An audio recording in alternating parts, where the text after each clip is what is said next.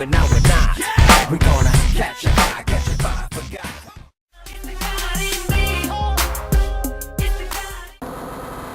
My name is Pastor Frank Titus Buelna, and this is my wife Tony Buelna. We're the pastors, the senior pastors of Victory Outreach Church of Philadelphia. Okay, well, Pastor Titus, first of all, I would just like to thank you and your wife Tony for taking your time today.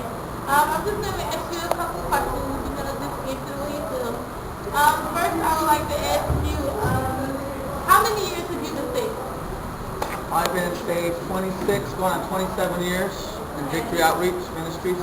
Okay, can you tell us about your experience when you first truly Experienced the Lord at a very young age. It was at the age of 15 and a half, going on 16. And two guys from Victory Outreach Church came to my neighborhood, and they came and shared the gospel of Jesus Christ with me, and they prayed for me. And then that following day I went to see a live drama, and in this live drama that they put on at a high school, I was touched by the drama, by the story, and I went up to the altar call and I gave my life to the Lord. I said a prayer, and I just felt the power of God and the presence of God come upon my life, and I've never been the same ever since. 26, 27 years now.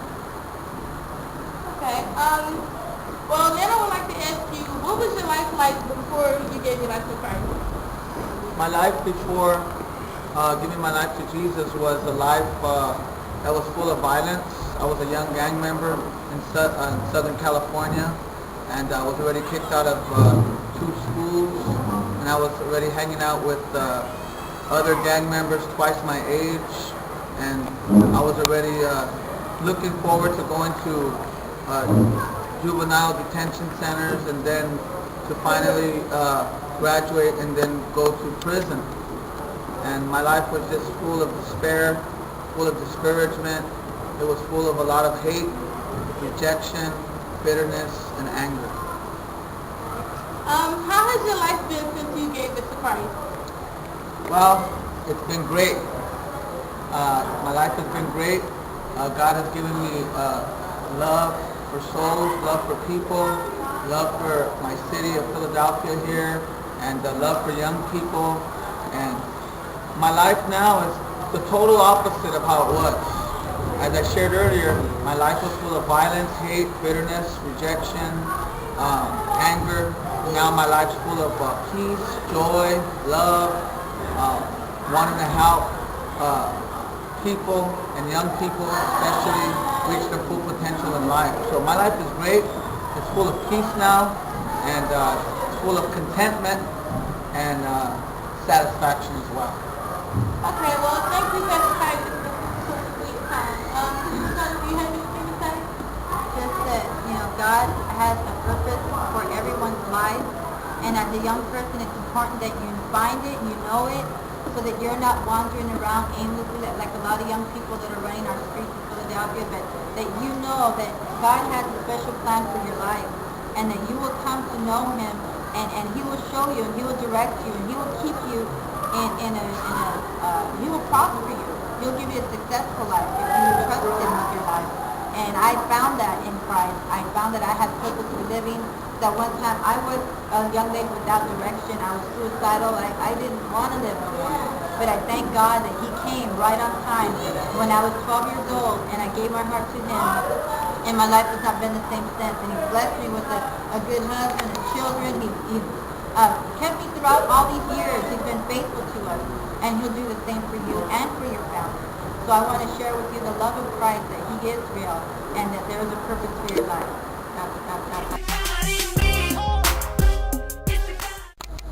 So cool. He needs to come on. I've been out here forever.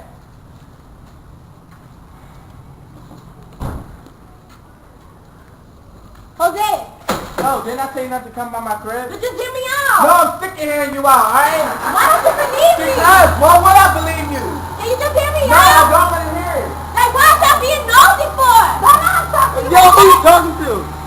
You know Forget what? your house, forget these people, alright? I'm sick of you, alright? I need to talk to me today without you. Leave me alone. Whatever.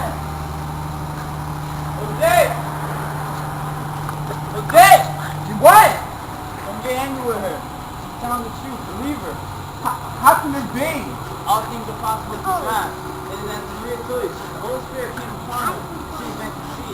Her name is Jesus. She needs you. Love her.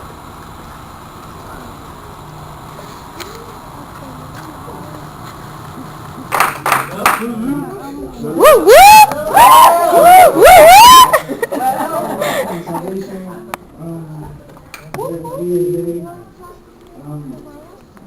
I want to thank God for my pastor, Pastor Dean, other pastors, Titus, and the church. I want to thank God that for my family, me being here today, and everybody else here. This is our first game discipleship. I want to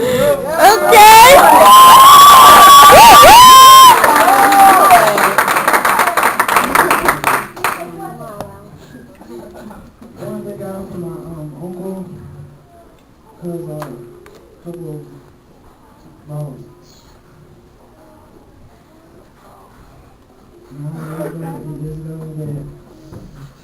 really don't remember this, but they told me that I was in a crack house, and that they came and got me, and ever since then I've been going to church and stuff.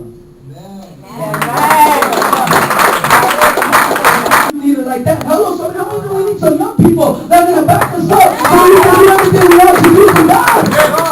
That they just say down the block one morning. They say down the block. Amen? Because that's not what we do here. We're a team. We're a family. We're a gang. We're God's anointed now generation. Amen? We don't have time for those city gangs. We don't have time for the enemy to come and play in our churches. There's God. How many know there's young people dying every day? We got to get them before they go, and this is the time to get them at the young age. That's why God saved you where you're at right now at a young age. It's not a coincidence. He's going to use you. Look at that young kid that testified. He's 13. He could pray down heaven already. Come on now. I'm telling you, he's been serving God already like for a couple of years, and I mean, he's saved. Amen. We can call him to come, and he's going to preach next month for our youth service.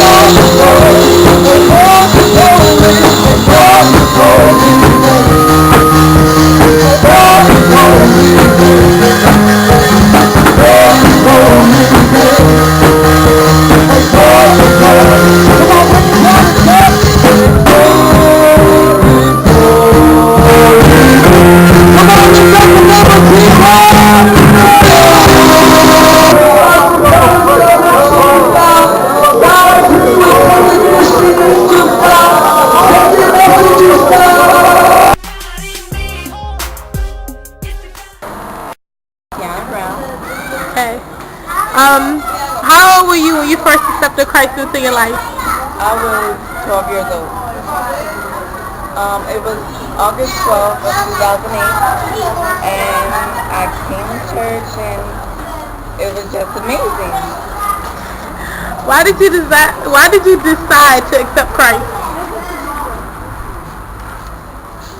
Well,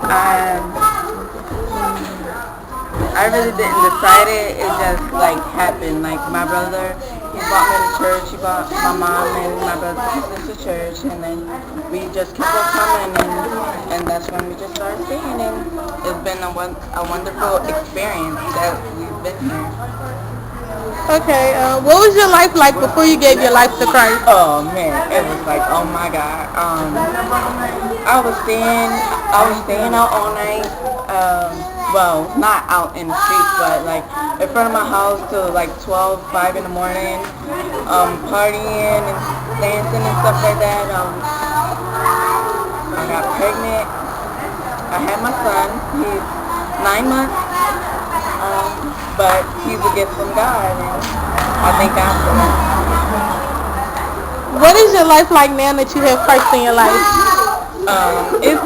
It's great. Like I met Aloma and her dad and her family, and it's It's great, and I've been staying over her house like every night, every weekend, and Pastor Joe, like, he really wants me to stay in the church and stuff like that, and so it's been really great. Okay. So, in your opinion, what is being a teenage Christian? Like, what do you see yourself as? I see myself like teaching other people, like teaching my son and helping people stay in church, and just if they like to God, and just helping them and make sure that God is in their life, and I really want that to be. And Nathan, how old are you? I'm 19. Okay. Nathan, you're a Christian, aren't you? Yes, I am. Okay. Well, how old were you when you first became a Christian? Well, when I first became a Christian, a follower of Christ, I was the age of 13, 14. Okay. Can you describe your experience? Well, my experience with knowing Christ was, it was in a setting kind of where young people were coming for a place called boot camp, and it was at a place called an urban training center where young people go to get trained for the work of God, missionaries, evangelists, pastors. And so they had this event, and I went, and I just came just because my parents took me, and the whole week, the Lord was ministering to me and speaking to me through different people, through Christians, through some of the games we had, because it wasn't just about church, we're also having some games, some relay races and stuff, and God was just speaking to me. And one night, during an altar call, during a service, God was just speaking to me through His Word, and I really heard God's voice. And I went to the altar, they made the altar call because they're asking people to come to the altar for prayer, special prayer. And when they began to pray for me, I began to open up my heart. And God began to open up my eyes to who He really was. And I experienced His presence, I experienced His love, I experienced God just touching me in a real way, where I needed Him to touch me, or where I needed to experience God. And I wasn't the same after that altar call. Now today I'm here at my church, and I'm just serving God. I just love Jesus. I'm having a relationship with Him, a real one. Good. It's the best. Okay, me. So let me ask you this. What was your life like before you gave it to Christ? Party late at night, and I told him I was going to somebody's birthday. And so we stayed up till like late, like past 12 o'clock, till like 1 o'clock in the morning. And we didn't even stay at the party. We went to a closed club, but I knew the boy, he was a DJ, so he just started doing some DJing, and we started dancing and stuff. And I just knew I was in the wrong place. And I thought out of place. I didn't even feel right. But I was there. And I came home the next day for service. It smelled like cigarettes. It smelled like just alcohol, Bacardi. And we stayed up late, so my eyes were all baggy. And when I came home that night, the same day that night, just came home. My mom, the pastor's wife of our church, there was a special speaker that came in. She stayed in my room, and she said, "Nathan, listen, your mom was crying, and because she didn't know where you were, and she didn't know what was happening to you, so she gave me $10, and she said, here, just take this and behave, just listen, because your parents care about you, we care about you, and we just want you to see, do good. So here's $10, just be in your best behavior." And I remember that, and for me, that still touches me today that they had to pay me $10 just for me to get my act together, just for me to behave, so to speak. But that's a little bit of how I used to be before. Okay.